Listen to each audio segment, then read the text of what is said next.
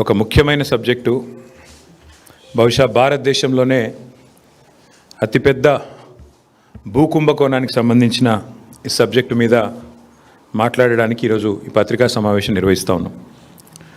నేను గతంలో పరిశ్రమల మంత్రిగా, మున్సిపల్ మంత్రిగా, పంచాయతీరాజ్ మంత్రిగా పనిచేసి ఉన్నాను.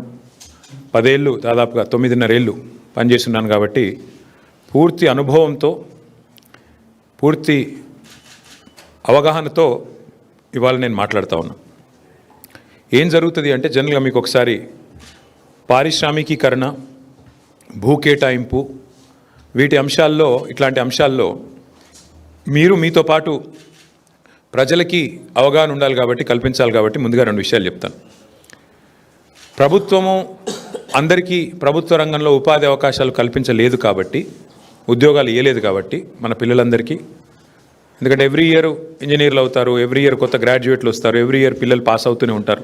కాబట్టి సహజంగా ప్రైవేటీకరణకు, ప్రైవేట్ రంగంలో పెట్టుబడులకు అన్ని ప్రభుత్వాలు కూడా పెద్దపీట వేస్తాయి, ఆహ్వానిస్తాయి. ఆహ్వానించినప్పుడు ఏం చేస్తాము? ఒక ప్రైవేట్ పరిశ్రమ వచ్చినప్పుడు వారికి రాయితీ మీద భూ కేటాయింపులు చేస్తాం. మార్కెట్లో ఉదాహరణకి ఇప్పుడు మనకు ఎగ్జాంపుల్ చెప్తున్నాను. హైదరాబాద్ నుంచి ఒక 20-25 కిలోమీటర్ల దూరంలో అక్కడ మార్కెట్ విలువ భూమిది ఎకరానికి 20 కోట్లు ఉన్నప్పటికీ మనం ఏం చేస్తామంటే కేవలం 2 కోట్లకో, 1.5 కోటికో, రిజిస్ట్రేషన్ వాల్యూ ఎంత ఉంటే అంతకో, ఆ పద్ధతుల్లో మార్కెట్ వాల్యూ ఎంత ఉన్నప్పటికీ చాలా రాయితీలు ఇచ్చి మనం జనరల్గా భూ కేటాయింపులు చేస్తాం. అసలు ప్రభుత్వాలు ఎందుకు భూమి కేటాయింపులు చేస్తాయి? ప్రైవేట్ రంగంలో ఉండే పారిశ్రామికవేత్తలకి ఉపాధి కల్పన కోసం, ఉద్యోగాలు ఇస్తారు పిల్లలకి, మన పిల్లలకి, మన రాష్ట్రంలో అనే ఉద్దేశం ఒకటైతే, రెండవది కంపెనీ పెట్టినప్పుడు సహజంగానే కంపెనీ ట్యాక్సులు కడుతుంది, రాష్ట్ర ఆదాయం పెరుగుతుంది, ఎకనామిక్ యాక్టివిటీ వస్తుంది. ఈ ఉద్దేశంతో మనం రాయితీలు ఇచ్చి భూ కేటాయింపులు చేస్తాం. ఇది ఈ ప్రభుత్వం ఆ ప్రభుత్వం అని కాదు. స్వాతంత్రం వచ్చిన నాటి నుంచి భారతదేశంలో ప్రతి ప్రభుత్వం, కాంగ్రెస్ ఉన్నా, తర్వాత టీడీపీ ఉన్నా, మొన్నటిదాకా బీఆర్ఎస్ ఉన్నా, ఎవరున్నా పారిశ్రామికవేత్తలకు, ప్రైవేట్ పెట్టుబడులకు స్వాగతం పలకడం అనేది ఒక ఆనవాయితీగా వస్తూ ఉన్నది. అయితే 10 ఏళ్ళు మేము ప్రభుత్వంలో ఉన్నప్పుడు మా దగ్గరికి చాలామంది వచ్చారు. అందులో కొంతమంది బ్రోకర్లు ఉన్నారు, కొంతమంది పారిశ్రామికవేత్తలు ఉంటారు. వాళ్ళు వచ్చి ఏం చెప్తారంటే, సార్ హైదరాబాద్లో మాకు విలువైన భూములు ఉన్నాయి, నాకు నాచారంలో ఒక 10 ఎకరాల భూమి ఉంది, గతంలో ప్రభుత్వమే కేటాయించింది, నేను అక్కడ పరిశ్రమ కూడా ఒక 10 ఏళ్ళు నడిపినా, కానీ ఇప్పుడు పరిశ్రమ మూతబడిపోయింది. ఇప్పుడు ఆ 10 ఎకరాలు నేను ఏమైనా చేద్దామంటే నాకు మరి అది పారిశ్రామిక జోన్లో ఉంది, అక్కడ నేను అపార్ట్మెంట్లు కట్టుకుంటా, నాకు పర్మిషన్ ఇయ్యి అని చెప్పి కొంతమంది బ్రోకర్లు వచ్చారు. నేను చాలా నిర్ద్వందంగా చెప్పిన, అది ప్రజల సొమ్ము, ప్రభుత్వం ఇచ్చిన భూమి అంటే అది ప్రజల సొమ్ము, నీకు అడ్డికి పావు షేర్ ఇచ్చిండ్రు, చాలా తక్కువ రేటుకు త్రోవే ప్రైస్కి నీకు ఇచ్చిండ్రు. ఇస్తే నువ్వు దాంట్లో పరిశ్రమ నడపాలా, ఉపాధి కల్పించాలా. కల్పించినావు కాబట్టి, కొంత నడిపినావు కాబట్టి నీకు సేల్ డీడ్ కూడా ఇచ్చేసింది గవర్నమెంట్. కానీ ఇవాళ నువ్వు అపార్ట్మెంట్లు కట్టుకొని మొత్తం డబ్బులు నువ్వే మింగుతా అంటే అది చాలా తప్పు.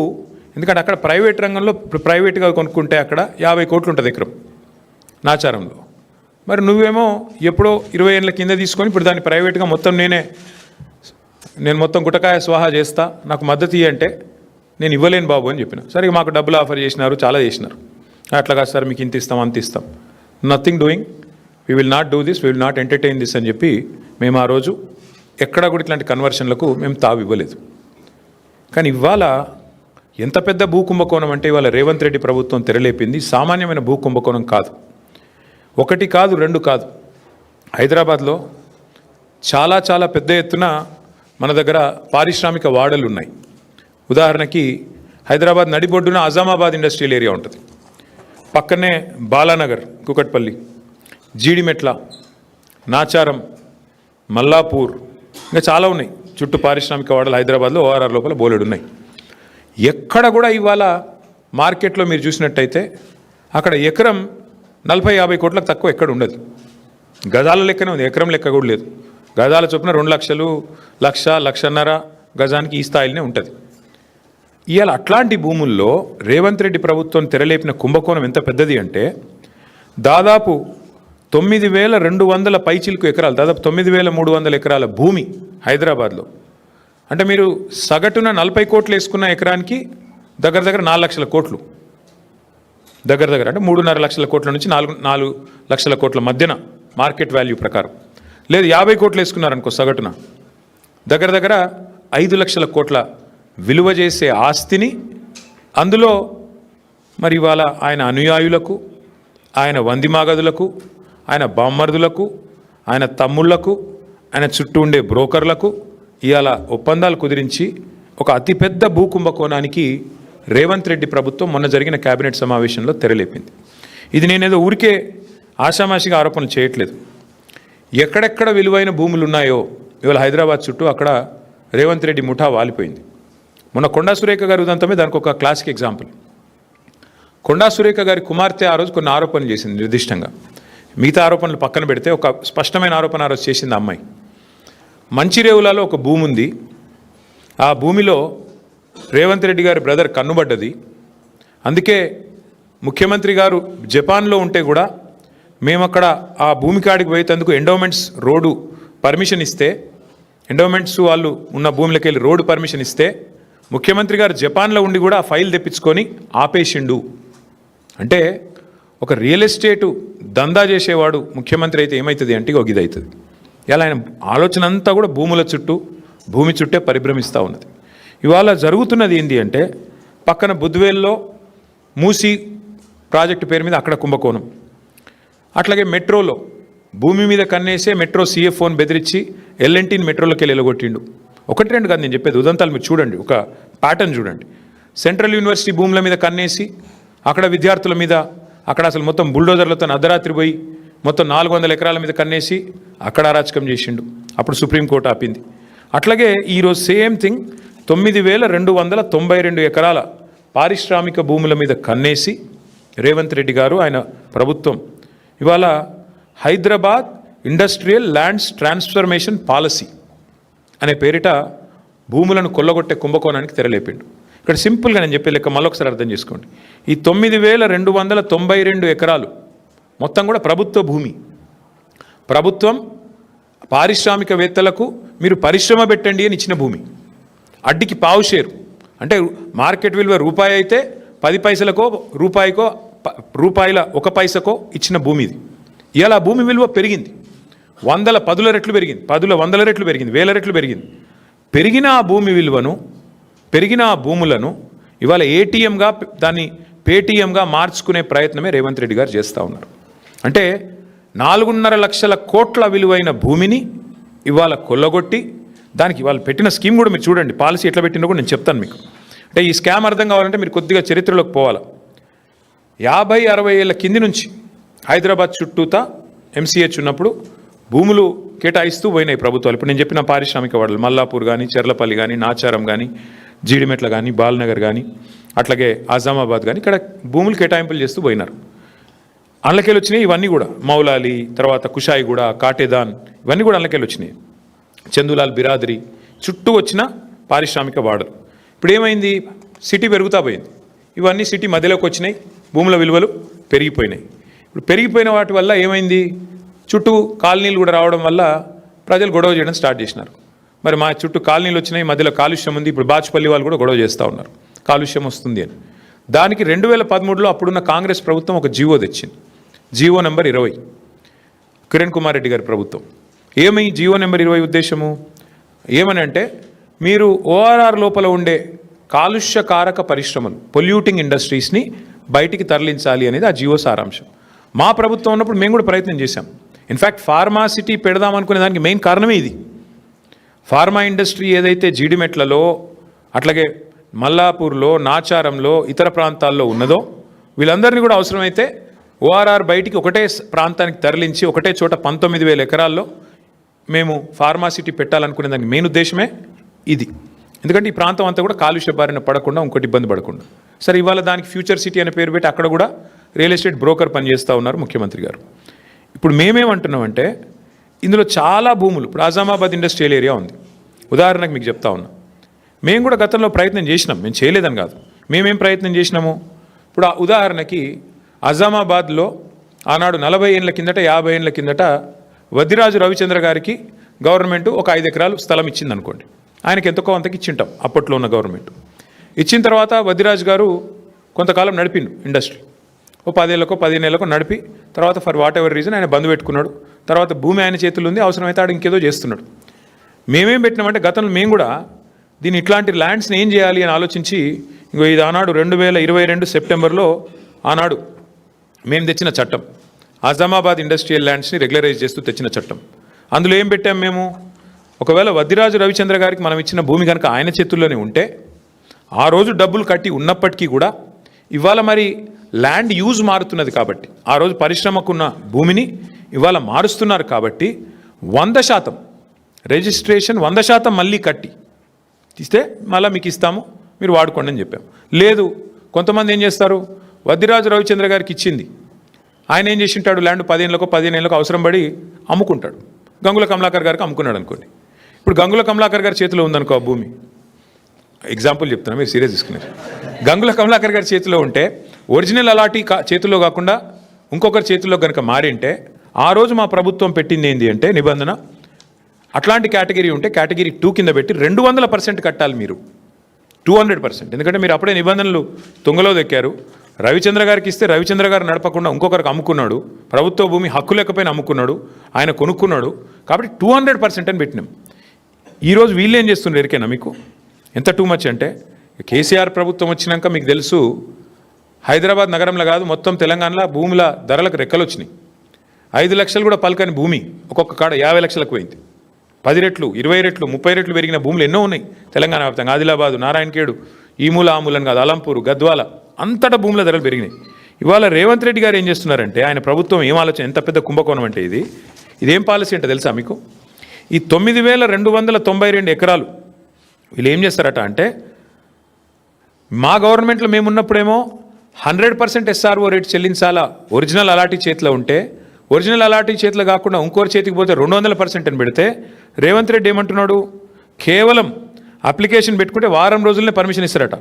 ఏది TS ఐపాస్ లెక్క, అర్జెంటుగా డబ్బులు కావాలి కాబట్టి, అర్జెంటుగా లూట్ చేయాలి కాబట్టి వారం రోజుల్లో పర్మిషన్, మరొక వారం రోజుల్లో స్పెషల్ CS ఆధ్వర్యంలో కమిటీ అప్రూవల్, మరొక వారం రోజుల్లో ఫీజు డిమాండ్ నోటీస్, 45 రోజుల్లో మొత్తం ప్రక్రియ పూర్తి. అన్నింటికి మించిన హైలైట్ ఏంటంటే 100% 200% నిబంధన మనం పెడితే మన కేసీఆర్ గవర్నమెంట్లో 30% కడితే చాలంట. ఎంత హైలైట్ అంటే 30% చాలంటే, ఏది 30% SRO విలువ. ఉదాహరణకి మీకు ఎగ్జాంపుల్ చెప్తాను. అజామాబాద్లో ప్రస్తుతం SRO విలువ, SRO వాల్యుయేషన్ 32,000 రూపాయలు ఉంది. కానీ అక్కడ మార్కెట్లో 150,000 ఉంటుంది. యాజ్ ఇట్ ఈస్ 5 రెట్ల తేడా ఉంటుంది. బాలానగర్లో 45,000 ఉంది, కానీ బయట మార్కెట్లో 2 లక్షలు ఉంటుంది. జీడిమెట్లలో 32,000, 12,000 నుంచి 32,000 ఉంది. మార్కెట్ వాల్యూ దగ్గర దగ్గర 1,00,000 ఉంది. నాచారంలో 2,300 రూపాయల నుంచి 37,000 దాకా ఉంది. మార్కెట్ వాల్యూ 1,00,000 ఉంది గజం నేను చెప్పేది. చెర్లపల్లిలో 10,000 ఉంది గజం SRO ప్రకారం, మార్కెట్ వాల్యూ కనీసం 75,000-80,000 ఉంటుంది. మల్లాపూర్లో కేవలం 8,400 ఉంది SRO వాల్యుయేషన్, మార్కెట్ వాల్యూ కనీసం 70,000-75,000 ఉంటుంది. ఇప్పుడు వాళ్ళు చెప్పే, రేవంత్ రెడ్డి చెప్పే లెక్క ఏంటంటే, చెర్లపల్లిలో నీకు ఇండస్ట్రీ ఉందనుకో, మార్కెట్ వాల్యూ అక్కడ 1,00,000 ఉన్నప్పటికీ SRO వాల్యూ 10,000 ఉంటే రేవంత్ రెడ్డి గారు ఏమంటున్నారు, మీరు అందులో 3,000 కడితే చాలంట, మీకు ఇచ్చేస్తాం 45 రోజుల్లో. ఇంకా హైలైట్ చెప్తాను మీకు. ఉదాహరణకి అంటే కేసీఆర్ ప్రభుత్వంలో అజామాబాద్లో మీకు ఈ ల్యాండ్ మీకు ఉంటే మీరు దాన్ని రెగ్యులరైజ్ చేసుకోవాలంటే మీరు 32,000 అక్కడ మార్కెట్ SRO వాల్యూ ఉంటే మీరు చేతులు కింద మారింటే 64,000 కట్టాలని మనం పెట్టినాం. ఇప్పుడు రేవంత్ రెడ్డి గారు ఏమంటున్నారు తెలుసా, 32,000 వాల్యూ ఉంటే SROది కేవలం 10-11,000 కడితే చాలు, మీకు ఇచ్చేస్తాం, మీరు తీసేసుకోండి. అంటే దీని వెనక ఉన్న కుంభకోణంలో ఇక్కడ మెయిన్ పాయింట్ ఏంటంటే, ఇవాళ ఒక ముఠా తిరుగుతుంది హైదరాబాద్లో. ఆ ముఠా సభ్యులు ఎవరెవరే అంటే ఏవి రెడ్డి, కొండల్ రెడ్డి, తిరుపతి రెడ్డి, కృష్ణారెడ్డి, వీళ్ళెవరో కాదు, అంతా ముఖ్యమంత్రి గారి బిజినెస్ పార్ట్నర్లు, ఆయన కుటుంబ సభ్యులు. మొత్తం అగ్రిమెంట్లు చేసి పెట్టుకున్నారు. ఇవన్నీ మొత్తం ఈ భూములన్నిటికీ అగ్రిమెంట్లు, వెనకాల MOUలు, ఒప్పందాలు అన్నీ కుదుర్చుకున్న తర్వాతనే మళ్ళీ దీని మీద RR ట్యాక్స్ ఉంటుంది. ప్రతి దగ్గర ప్రభుత్వానికి వచ్చేది 30%, మళ్ళీ తర్వాత 60%, 70% రేవంత్ రెడ్డి గారికి, కాంగ్రెస్కు ట్యాక్స్ కట్టాలి, కప్పం కట్టవలసిందే.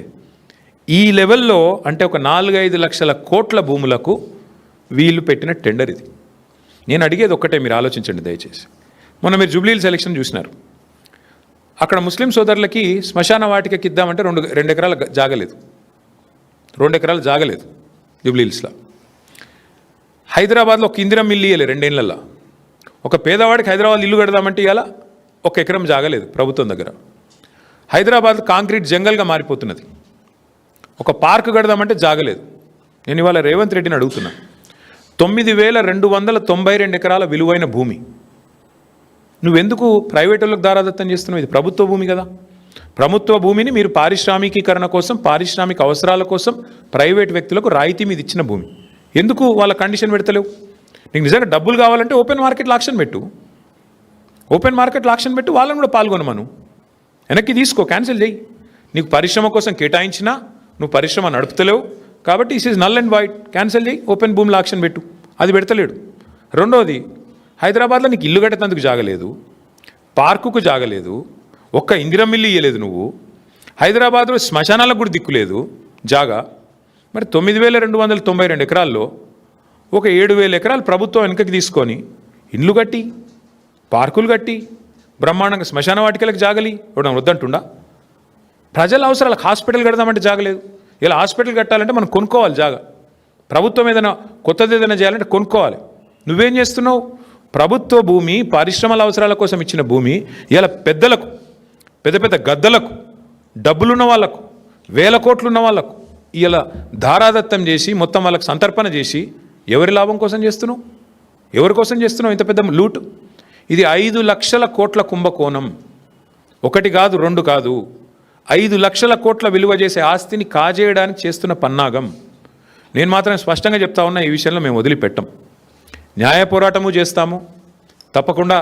భవిష్యత్తులో ఈ భూములు ఎవరైనా కొన్నవాళ్ళు కానీ ఇంకోటి కానీ పరిణామాలు ఎదుర్కొంటారు. ఈ విషయం కూడా నేను ముందే చెప్తా ఉన్నా.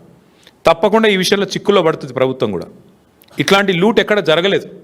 బాంబేలో, మహారాష్ట్రలో మేము కూడా స్టడీ చేసినాం పాలసీలు ఆనాడు గవర్నమెంట్లో ఉన్నప్పుడు వీటిని ఎట్లా చేద్దామని. మహారాష్ట్రలో పెద్ద ఎత్తున టెక్స్టైల్ మిల్స్ ఉండేది బాంబేలో, కమలా మిల్స్ అని, ఫినిక్స్ మిల్స్ అని. అక్కడ ఏం చేసినారు తెలుసా? ఇట్లాగే సేమ్ థింగ్ ఊరు మధ్యలోకి వచ్చేసింది మిల్లు. ఏం చేసినారు? వాళ్ళకు ఒక ఆఫర్ ఇచ్చారు, మీరు 50% ల్యాండ్ తిరిగి ఇచ్చేయండి గవర్నమెంట్కి, 50% వాడుకోండి అని చెప్పినారు. మరి నువ్వేం చేస్తున్నావు? 9,292 ఎకరాలు నీ అత్త సొమ్ము అన్నట్టు, నీ అబ్బ సొత్తు అన్నట్టు ఇలా సంతర్పణ చేస్తున్నావు. ఎవరి సొత్తు? ఎందుకు అడుగుతలేవు? వెనకకు సగం ఇచ్చేయమని అడుగు, డిమాండ్ పెట్టు. 50% land should be given back. కట్టు, అందులో ఇందిరం ఇల్లు కట్టు, హాస్పిటల్ కట్టు, పేదవాళ్లకు మరి బ్రహ్మాండంగా ఇల్లు కట్టి మేము వద్దంటున్నామా? శ్మశాన వాటికలకి పార్కులు కట్టు. ఇది ఏది వద్దంట. హైదరాబాద్లో ఇంచు జాగా దొరకది. చూస్తున్నాం, హైడ్రా తెల్లారు లేస్తే రాచకం. ఏది పేదవాళ్ళ మీద 40 గజాలు 30 గజాలు పోయి కులగొడతా ఉంటారు. మరి 9,292 ఎకరాలు నీ అబ్బ సొత్తా, ఏ సొత్తా? ఎట్లిస్తావు నువ్వు ప్రభుత్వ సొత్తును? ఇష్టం వచ్చినట్టు ఎవడికి పడితే వాడికి. ఈ విషయంలో వదిలిపెట్టం, ఊరుకోము. ఇది పెద్ద లూటు. ఇంతకు మించిన దోపిడీ బహుశా భారతదేశంలో ఎక్కడ జరగలేదు. ప్రభుత్వం డైరెక్ట్గా క్యాబినెట్లో పెట్టి ఇవాళ దోచుకునే ప్రయత్నం చేస్తూ ఉంది. మేమేమో 15 రోజుల్లో అనుమతులు పరిశ్రమలకు అందించినాం. నువ్వేం చేస్తున్నావు? 15 రోజుల్లో భూములు అమ్ముకోవడానికి, 15 రోజుల్లో ఇష్టం వచ్చిన వాడికి ఇష్టం వచ్చినట్టు అగ్రిమెంట్లు చేసుకోవడానికి, తెర వెనుక బాగోతాలు చేసుకోవడానికి, సెటిల్మెంట్లు చేసుకోవడానికి. నేను చెప్పట్లేదు కదా, మీ మంత్రి గారి కుమార్తె చెప్తోంది భూముల గురించి. ఎట్లా దందాలు జరుగుతున్నాయి, ఎట్లా గొడవలు జరుగుతున్నాయి, ముఖ్యమంత్రుల అనుయాయులు తుపాకులు పెట్టి ఎట్లా బెదిరిస్తున్నారు, ఇవన్నీ కూడా జరుగుతూ ఉన్నాయి. ఖచ్చితంగా దీన్ని విత్డ్రా చేసుకోవాలి ప్రభుత్వం, లేకపోతే మాత్రం మేము ఊరుకోము. ముమ్మాటికి కొట్లాడతాం, న్యాయ పోరాటం చేస్తాం. ప్రజల్లో కూడా ఈ అంశాన్ని పెద్ద ఎత్తున తీసుకొని పోతాం. ఇంకొక మాట కూడా నేను చెప్తా ఉన్నా, పారిశ్రామికవేత్తలు ఎవరైతే ఈ భూములు పొందారో మీరు కూడా గుర్తుపెట్టుకోండి. తప్పకుండా ప్రతిరోజు ఒక రోజులాగా ఉండదు. భవిష్యత్తులో వచ్చే ప్రభుత్వాలు డెఫినెట్గా మా ప్రభుత్వమే వస్తుంది. తప్పకుండా మీరు ఇప్పుడు ఈ విషయంలో అనవసరంగా రేవంత్ రెడ్డి కుట్రలో పడితే, ట్రాప్లో పడితే మీరు కూడా ఇబ్బందులు పాలవుతారు. ముందే చెప్తా ఉన్నాం. ఎందుకంటే ఇవాళ ఆయన సెటిల్మెంట్ల కోసం, ఆయన పైసల కోసం ఆయన దిక్కుమాలిన దందాలు చేస్తుండొచ్చు. మీరు ఈ ట్రాప్లో పడకండి. న్యాయంగా చేద్దాం. చేసేది ఉంటే 100% 200% కట్టాలా, లేదా వాపస్ 50% ప్రజలకు ఇవ్వాలా. మీకు ఇచ్చిందే ఇప్పుడు సింపుల్ లెక్క. నేను మా సుదర్శన్ రెడ్డి గారికి ల్యాండ్ కేటాయించానండి. ఉదాహరణకు చెప్తాను, ఇంకొకటి మీకు అర్థమవుతుంది, సులువైన భాషలో చెప్తున్నాను. సుదర్శన్ రెడ్డి వస్తాడు నా దగ్గరికి, అన్న నాకు హైదరాబాద్లో నువ్వు ప్రభుత్వంలో ఉన్నావు కదా, 1 ఎకరం కేటాయించు భూమి అంటాడు. ఉత్తగానే కేటాయిస్తారా? ఇయ్యం కదా. దేనికి అని అడుగుతాం. దేనికి ఇవ్వాలి నీకు భూమి? లేదన్నా నేను అపార్ట్మెంట్ కట్టుకుంటా, నాకు ఈ బయట కొంటే 50 కోట్లు అవుతుంది, నాకు 10 కోట్లకి అంటే ఇస్తామా? ఇవ్వలేము. అదే సుదర్శన్ రెడ్డి అన్న నేను ఇండస్ట్రీ పెడతా, నాకు 1 ఎకరం అంటే ఇస్తాం. ఎందుకు? పరిశ్రమ పెడితే ఉపాధి వస్తుందని ఇస్తాం. కానీ సుదర్శన్ రెడ్డి 10 ఎకరం భూమి తీసుకొని ఇచ్చిన ఉద్దేశం నెరవేరకుండా అసలు ఇచ్చిన పని పక్కకు పెట్టేసి నేను అపార్ట్మెంట్లు కట్టేసిండు అనుకో, తెల్లారు ఏం చేయాలి నేను ప్రభుత్వంగా? ఖచ్చితంగా వెంటనే స్వాధీనం చేసుకోవాలి. నేను అడిగేది అది. ఇది ప్రజల సొత్తు, ఇది ప్రజల భూమి. అడ్డికి పావు షేర్ ఇవాళ పారిశ్రామికవేత్తలకు ఇచ్చి వాళ్ళు మొత్తం వాళ్ళ తరతరాలు, వాళ్ళ కుటుంబ సభ్యులు, వాళ్ళ మునిమన్మన్లు దోచుకతినే నీకు ఆ ప్రభుత్వ భూమి ఇచ్చేది. ఎట్టి పరిస్థితులు ఒప్పుకోమిది. ఇది మా ప్రభుత్వంలో 9.5 ఏళ్లలో మేము ఎక్కడ ఇయ్యలేదు. చాలామంది వచ్చినారు బ్రోకర్లు మా దగ్గరికి కూడా, కానీ మేము చేయలేదు ఇట్లాంటి గలీజ్ పని. ఎందుకంటే ఇది ప్రజల సొత్తు. వస్తే కూడా నేను చెప్పాను, అందులో మా నాయకులు కూడా వచ్చారు, అది కూడా చెప్తున్నాను నేను, అన్న ఇది చేయండి అని. నో నథింగ్ డూయింగ్, మేము చేయమని చెప్పాం. దాంతో కట్టుబాటుతో మేము పనిచేసినాం. ఇలా 100% ఈ విషయంలో నేను చెప్తా ఉన్నా, ఈ ప్రభుత్వం దిగిపోయినాక కూడా ముమ్మాటికి దీని మీద ఎంక్వైరీలు జరుగుతాయి, దీనిలో బాధ్యులను పట్టుకోవడం జరుగుతుంది. ఇందులో అనవసరంగా ఎవరన్నా పోతే మాత్రం చాలా ఇబ్బంది పడతారు. మళ్ళీ చెప్తున్నా, ఎస్ఆర్ఓ వాల్యూస్ ఎక్కడున్నాయి, మార్కెట్ వాల్యూస్ ఎక్కడున్నాయండి? ఎస్ఆర్ఓ వాల్యూకి మార్కెట్ వాల్యూకి పొంతన ఉందా? కనీసం 30,000 ఎస్ఆర్ఓ వాల్యూ ఉంటే 2 లక్షలు మార్కెట్ వాల్యూ ఉంది. నువ్వు ఆ 30,000లో 10,000 కడితే 2 లక్షల వాల్యూ ఉన్నా ఇచ్చేస్తా అంటున్నావు భూమిని. ఇది ఎక్కడి న్యాయం? ఇది ఎక్కడి లూటు? 100% 5 లక్షల కోట్ల ఈ భూమిలో ఖచ్చితంగా రేవంత్ రెడ్డి గారు 40-50 వేల కోట్లన్నా వెనకేసుకోవాలనేది ఆయన ఆలోచన. దీన్ని అందుకే సాగనివ్వం. ప్రధాన ప్రతిపక్ష పార్టీగా మేము ఈ అంశాన్ని లేవనెత్తుతా ఉన్నాం. బీజేపీ గనక చిత్తశుద్ధి ఉంటే, భారతీయ జనతా పార్టీ ప్రభుత్వానికి గనక చిత్తశుద్ధి ఉంటే వారు కూడా ఈ విషయంలో జోక్యం చేసుకోవాలి. ఖచ్చితంగా ఇందులో కొన్ని సంస్థలు అందులో బీజేపీ వాళ్ళు కూడా ఉన్నారు, కొన్ని సంస్థల యజమానులు. కాబట్టి నేను చెప్తున్నా, వాళ్ళకి చిత్తశుద్ధి ఉంటే, నిజంగా మీ పాత్ర ఇందులో లేకపోతే, మీరు వారు ఒకటి కాకపోతే మీరు కూడా వెంటనే స్పందించాలని చెప్పి నేను డిమాండ్ చేస్తా ఉన్నాను. ముందుకు రావాలని చెప్పి డిమాండ్ చేస్తూ, ఈ పాలసీ పూర్తిగా భూ కుంభకోణం, భారతదేశంలోని అతిపెద్ద భూ కుంభకోణానికి వారు తెరలేపారు. ఇది ఖచ్చితంగా దీన్ని అడ్డుకోవాలని చెప్పి ప్రజలు కూడా దీని విషయంలో అప్రమత్తంగా ఉండాలి అని చెప్పి మళ్ళొకసారి మీకు విజ్ఞప్తి చేస్తూ మీ అందరికీ కూడా ధన్యవాదాలు. ప్రభుత్వాన్ని మేము చెప్పేది ఏమంటే, మీరిగిన ల్యాండ్స్ ఫస్ట్ పాయింట్, మీరు ఇది పేదల భూములు, ప్రజల భూములు అయితే 50% వెనక్కి తీసుకోండి, లేదా 100% వెనక్కి తీసుకోండి. అదొక ఆప్షన్ నెంబర్ 1. ఎందుకంటే భూములు ఇచ్చేది పారిశ్రామికీకరణ కోసం. ఆ ఉద్దేశం ఒకవేళ నెరవేరకపోతే ప్రభుత్వం తిరిగి స్వాధీనం చేసుకోవచ్చు నెంబర్ 1.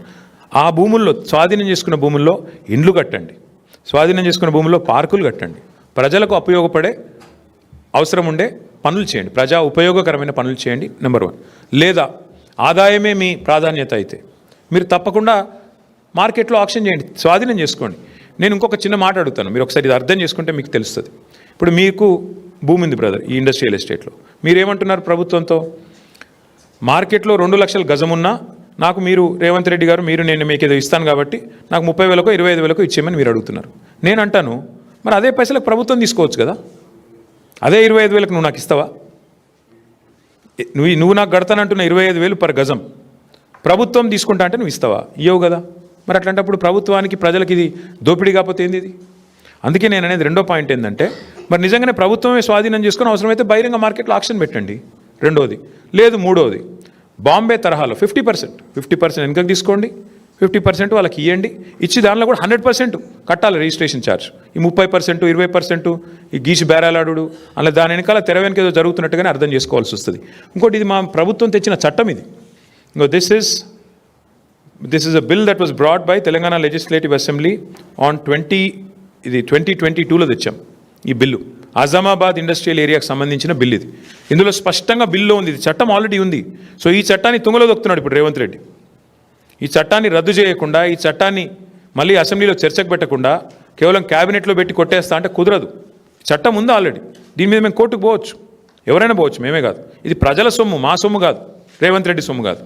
ప్రజల సొమ్మును ఈ రకంగా దోపిడీ చేస్తే ఖచ్చితంగా కొట్లాడాల్సి వస్తుంది. ఇందులో మేము స్పష్టంగా పెట్టాం, ఆజామాబాద్లో ఒరిజినల్ అలాటీ చేతిలో ఉంటే మీరు బిల్ చూసుకోవచ్చు, కావాలంటే కాపీస్ ఇస్తాం. ఒరిజినల్ అలాటీ చేతిలో ఉంటే 100% రిజిస్ట్రేషన్ కట్టాలి. అలాటీ ఆయన కాకుండా ఎవరికైనా చేతులు మారితే 200% కట్టాలి రిజిస్ట్రేషన్ వాల్యూకి, ఎస్ఆర్ఓ వాల్యూకి. ఇది మేము పెట్టిన కండిషన్. నువ్వేమంటున్నావు? కాదు 30% కడితే చాలు ఎస్ఆర్ఓ వాల్యూలో. So it is outright loot, it is an outright scam, probably one of the biggest land scams in India, so therefore we oppose it. చట్టం తన పని తాను చేసుకొని పోతుంది, చేసుకొని పోనివ్వండి, మాకు అభ్యంతరం లేదు.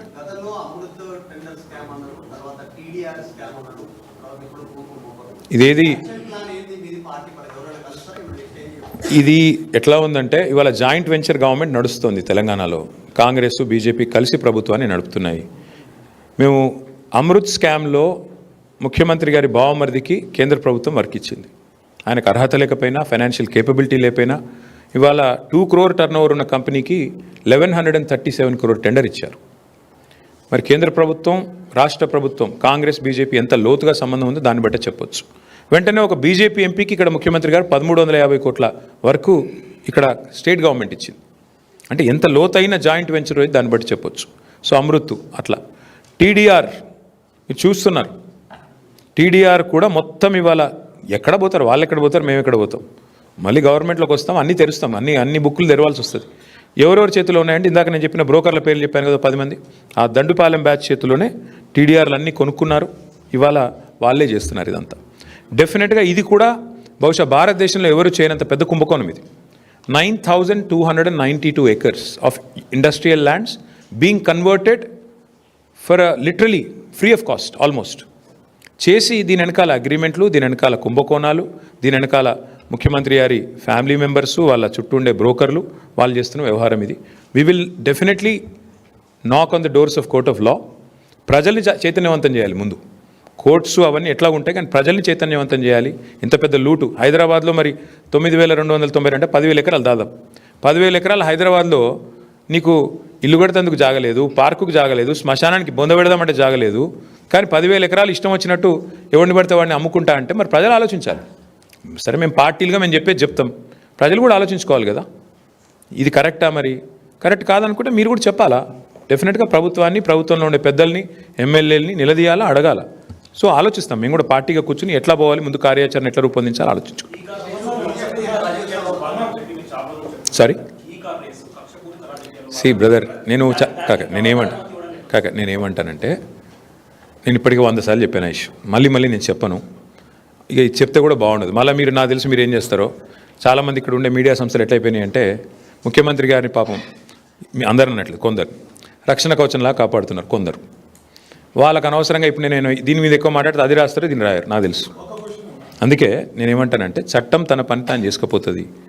నేను ఇదివరకే చెప్పాను ఏ తప్పు చేయలేదని. ఏ తప్పు చేయలేదు. నేను లై డిటెక్టర్ టెస్ట్కే రెడీ అని ఏం చెప్తాను, అంతకంటే ఊరికి ఎన్నిసార్లు చెప్పిస్తారు నాతో మాట. ఇప్పుడు నేను అడిగేది 9,292 కోట్ల విలువైన ప్రభుత్వ భూమి హైదరాబాద్లో, which is worth about 4.5 to 5 lakh crore. దీని ముఖ్యమంత్రి గారు ప్రభుత్వం ఏ బేసిస్లో అడ్డికి పావు షేర్ అమ్ముతున్నది, ప్రజలకు ఇవ్వకుండా ప్రజల సొమ్మును ప్రైవేట్ వాళ్ళకు కట్టుబెట్టే ప్రయత్నం ఎందుకు చేస్తున్నది, దానికి ప్రధానంగా ప్రభుత్వం సమాధానం చెప్పాలి. ఒకరు అడగండి ఏమంటావు బ్రదర్, మళ్ళీ చెప్తున్నా, ఎవరు అనుమతి ఇచ్చినా ఎవరేం చేసినా చట్టం తన పని తాను చేసుకపోతే మా పని మేము చేసుకుపోతాం. ఏముంది అందులో ఎలా పోయినాం కదా. తమ్ముడు ఒక మాట, మా సుదర్శన్ రెడ్డి ఇక్కడనే ఉన్నాడు, సివిల్ సప్లైస్ కార్పొరేషన్ చైర్మన్గా పనిచేసిండు. మా సివిల్ సప్లైస్ మినిస్టర్గా పనిచేసిన గంగుల కమలాకర్ గారు ఉన్నారు, మా రాజ్యసభ సభ్యులు రవిచంద్ర గారు ఉన్నారు. ముగ్గురు పోయినరు. ఏది కూడా మేము స్టార్ట్ చేసి వదిలిపెట్టేటోళ్ళం కాదు. మేము పోయినాం, ఈడీ దాకా పోయి ఇచ్చొచ్చినాం. కానీ ఏముంది అలా ఈడ కలిసిపోయి ఉన్నారు, మంచిగా జాయింట్ వెంచర్ గవర్నమెంట్ నడుస్తుంది. అరే పొంగులేటి శ్రీనివాసరెడ్డి గారి ఇంటి మీద రైడ్ అయితే ఈడీ 2 రోజులు రైడ్ అవుతుందా? ఈ రోజు వరకు మీరు అడగారు, ఆయన చెప్పాడు, ఈడీ కూడా చెప్పాడు. ఈ దేశం అట్లా నడుస్తుంది, ఏం చేస్తాం. మంచి జాయింట్ వెంచర్, బ్రహ్మాండమైన అక్రమ సంబంధం, బహుశా భారతదేశంలో ఎక్కడ ఉండేది ఇంత దరిద్రమైన రిలేషన్షిప్. అట్లాంటిది నడుస్తుంది రాష్ట్రంలో. మీడియా రాయదు, మీడియా అడగదు. అడుగుడంతా మమ్మల్ని అడుగుతారు, ప్రతిపక్షంలో ఉన్న వాళ్ళను. అధికార పక్షంలో ఉన్న మంత్రిని అడగరు, ఈడీఓని అడగరు. అడుగురు మీరు కూడా ఒకసారి మంత్రి గారిని గట్టిగా ధైర్యం చేసి. ఏం చేస్తాడు ఆయన? కొరుకుతాడా? కొడతాడా? బాంబులు వేస్తా అని బెదిరిస్తారు, అంతే కదా. సరే ఏదో అవన్నీ ఓకే, అవన్నీ వదిలేరు పని. సరే ఇక అవన్నీ మళ్ళీ మాట్లాడుకుందాం, తొందర ఏం లేదు. అసలు ఇష్యూని మీరు సైడ్ ట్రాక్ చేయడానికి కొంతమంది చాలా సమర్థవంతంగా ప్రయత్నం చేస్తున్నారు. మీకు ధన్యవాదాలు. Thank you.